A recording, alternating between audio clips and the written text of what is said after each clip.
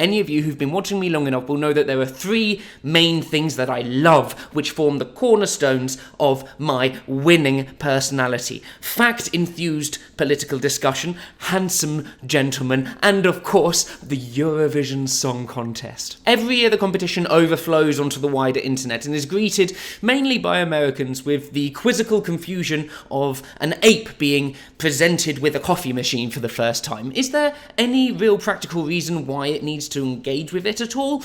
No. Is it going to change its life brilliantly? Yes.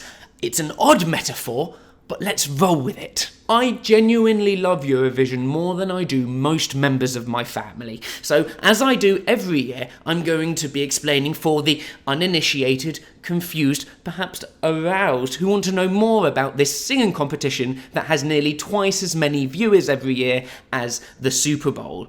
I'm here to break down what you need to look out for in this year's Eurovision, hosted by Portugal.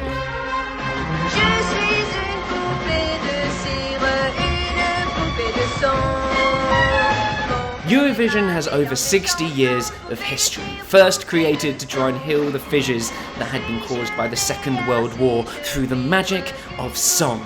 Pretty much everybody hated one another back then. If you can imagine, if you will with me, a Europe of today, just a tiny bit worse. Back then, each nation entered an act and a national jury would award points and announce a winner. In 1956, there were 7 countries taking part, and Switzerland won. Now, there are 43 countries from across Europe, plus Australia, which will compete over 2 semi-finals and 1 final. Nowadays, a mix of public televote and national juries decide who the winning country is. The winning nation then gets to host it the following year, hence the reason why we're in Portugal in 2018. This is because in 2017, Europe became enamoured with a guy singing in Portuguese doing an impression of Gollum. In 2018, I'd argue that we actually have a really solid year, and there's a great diversity of songs and musical genres.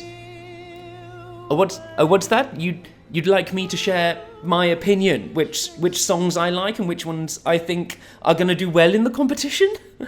Well, I don't actually usually do this. I'm usually very shy on the internet. I don't like to share my opinion on things very much. But here are my top 5 songs to look out for the Eurovision in 2018. I definitely haven't prepared this. Oh my god, I love the Eurovision so much. Help me, I have a problem. Ouch. What happens when you combine kimonos, a loop pedal, and chicken references? It's Netta's toy who is representing Israel in this year's song contest. I think that Netta's song is legitimately brilliant. It's the favourite at the moment. It's catchy, it really leans into its gimmick of chicken references. She replaces the F word with the phrase the motherfucker beat, and all of her dancers they're flapping, they flap their wings. On stage. And they're not embarrassed. I really like it. I probably won't waste my vote on it, but this is going to do reasonably well.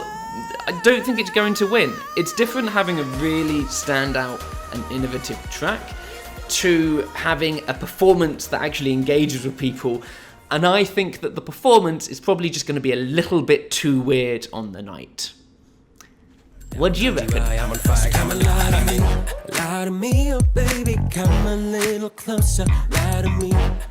Mikolas Josef, the Robin Thicke of Eurovision 2018.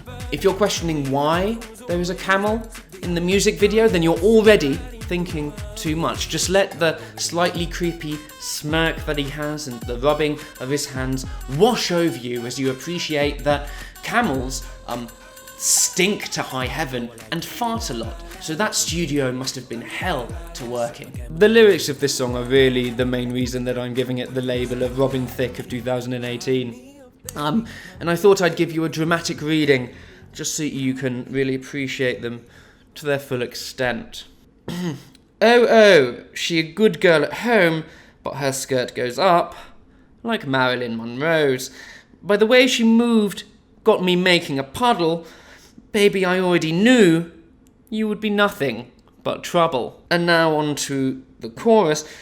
I know you bop whoop a loo bop on this wood bamboo when you were still seeing me and well, he didn't even knew. But god damn it, come and count to 3. Now sit down, GGY. I'm on fire. Now, there's a few problems I have with the grammatical choices that some of these lyrics have made, but specifically, I had no idea what a GGY was. Don't worry, I googled it. So there are 3 options, and I think there's some artistic interpretation in this. A GGY, which he is offering to sit down on him, obviously, in the song, could either be a campagne générale de géophysique, which I think is something French, a gross gaming yield, which is a term from gambling, or a glucose-glycine yeast extract. So these lyrics are continue to be as clear as mud. Regardless, I like the song. The camel is hilarious, and I enjoy songs about sex that are shamelessly about sex. Bamboo wood, indeed. Good. Al Cairo non lo sanno che ore sono adesso. Il sole sulla Rambla oggi non è lo stesso. Yes, Eurovision has some songs that use strange metaphors to talk about sex, and some songs that encourage you to do chicken dances, and there's other songs like Non mi avete fatto niente from Italy this year, sung by Netta and Fabrizio Moro, that genuinely give me goosebumps every single time I hear it. It's in Italian, which means that it's not gonna have, people aren't gonna get like the universal meaning behind it, but the lyrics of this song and the way that it's sung is truly beautiful. Non mi avete fatto niente, non mi avete tolto niente. Questa è la mia vita che va avanti, oltre tutto, oltre la gente. Google the lyrics, for those of you who can speak Italian, listen to it. It's kind of like a big cue to a lot of the to the social things that are happening across Europe, especially in the face of like certain terrorist attacks. It's amazing. This is a great song. It deserves to win, I think. It's a representation of European values. I genuinely have feels about it. Sorry, nothing funny to say.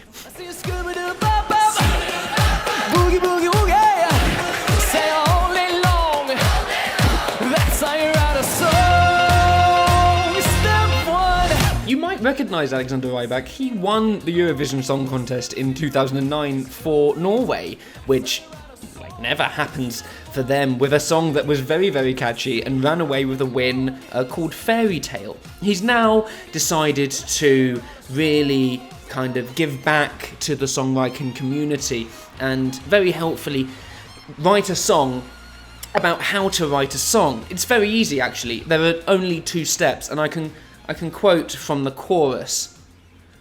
Glasses are obviously necessary. Step 1, believe in it and sing it all day long. Step 2, just roll with it. That's how you write a song. Now, call me cynical, but I feel like there are more than just 2 steps to writing a successful song, and I would suggest that an accurate depiction on how to write a song would actually have a step including the writing of the song, rather than just, believing in it. But never mind, this song's probably going to win. He's very popular. He can be added to the list that includes Keanu Reeves and Pharrell Williams of people who seem to apparently not age over the millennia. I think this will win. I don't want it to win. I don't think it's very good. But something about Alexander Rybak with a violin smiling at you in a slightly creepy way really gets Europe's goat. It's like catnip. But hey, good for him. Norway 2019, I suppose. Now, I always have to be really careful when I criticise smaller European countries because they tend to have very passionate fan bases. But probably my favourite song for kitsch value this year is San Marino. Now, San Marino is probably a country you haven't heard of before, They are landlocked, surrounded by Italy, and have a population smaller than most towns and villages, of only 33,000, but they always come to Eurovision, and they always bring something amazing. And I am in love with Jessica, with a K, and Jenny B singing Who We Are, which is a mess of a song. But both Jessica, with a K, and Jenny B, who is a rapper, by the way, what a name, they bring it every single time I've seen them perform. And they insist on rolling this turd in as much glitter as bloody possible. And by glitter, I do mean robots, which hold up obscure references to previous San Marino contestants. It's amazing. It's a mess. It's about 7 songs stitched together into a Frankenstein monster, but I am really, really into white girl rap and robotic backing dancers right now. In the semi-finals, I'm voting for this, if I can, and it's glorious. I love it. Listen up, it's me, Jenny B. What you get is what you see, and that's for Jess over here, she's a special VIP. So you better listen carefully. If they're dissing you on Twitter, don't get sad, don't be better, don't give up and be a quitter. I am going to be tweeting through the semi-finals and through the finals this year. You can follow me at Jazza John. I inevitably lose an awful lot of followers on Twitter, but it's fucking worth it because it's glorious and it's a shared online experience that we can have together. I'm very sassy and often very drunk and have loads of typos, so we can have loads of fun fanboying and girling over the songs that we love this year. Make sure you subscribe. I post things on here, exciting, and let me know who you like this year from the Eurovision Song Contest, because comments are an important part of social media marketing. Right, very well, I'm gonna go. I've been rowing with oranges. Toodaloo. Can make us silent, but in our hearts we'll never